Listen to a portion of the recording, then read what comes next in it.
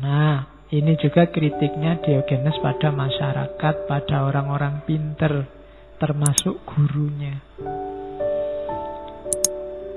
Katanya Diogenes, menjadi orang baik itu tidak bisa hanya paham tentang kebaikan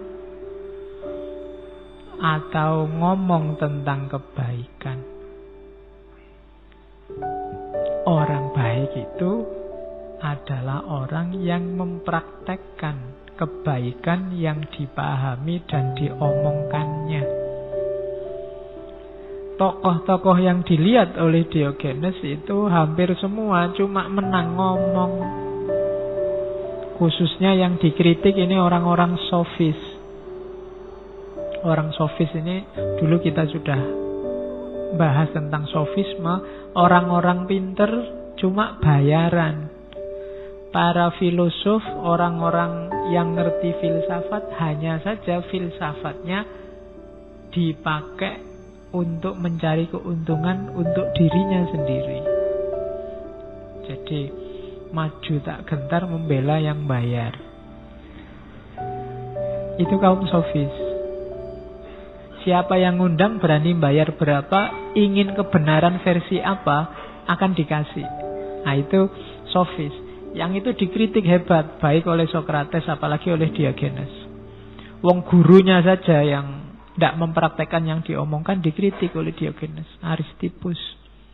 Katanya Diogenes, loh, orang baik itu bukan orang yang menceramahkan kebaikan, tapi orang yang menjalani kebaikan.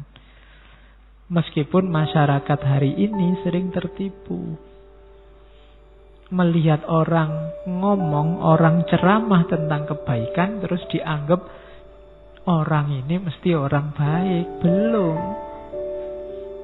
Orang baik itu tidak diukur dari kata-kata dan ceramahnya, tapi dari perilakunya. Ini yang sering dilupakan orang, katanya Diogenes. Maka katanya Diogenes, setahu saya manusia itu terlalu banyak omong, terlalu banyak mengumbar kata-kata tanpa mempraktekkannya.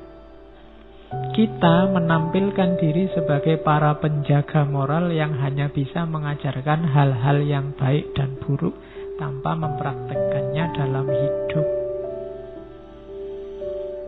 Jadi prioritaskan perilaku moral di atas teori moral.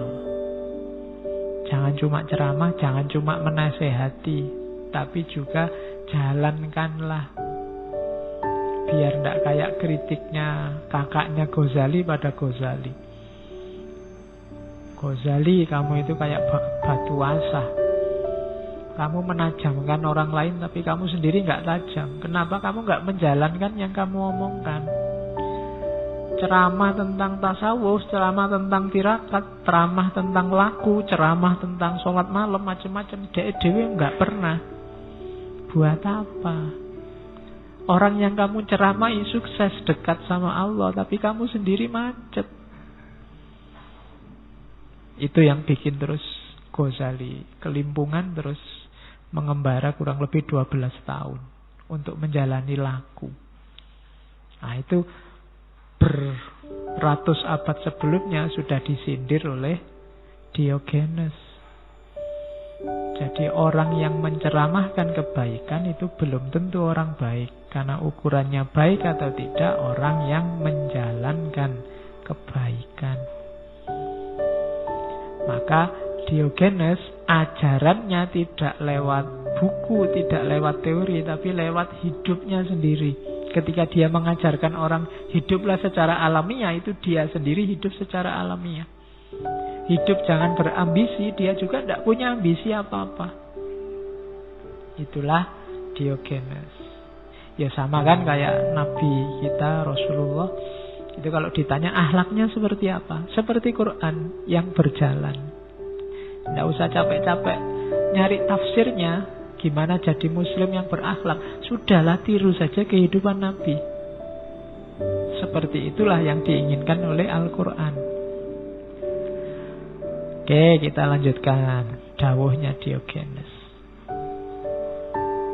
Itu sindirannya ya. Mereka yang mulutnya selalu menyampaikan kebajikan namun tidak peduli dengan prakteknya, itu seperti harpa. Harpa itu alat musik yang menghasilkan suara yang menyenangkan orang lain, sementara dirinya sendiri tidak ngerti tentang musik, tidak menikmati musiknya. Ya harpa yang kayak gitar besar itu kan.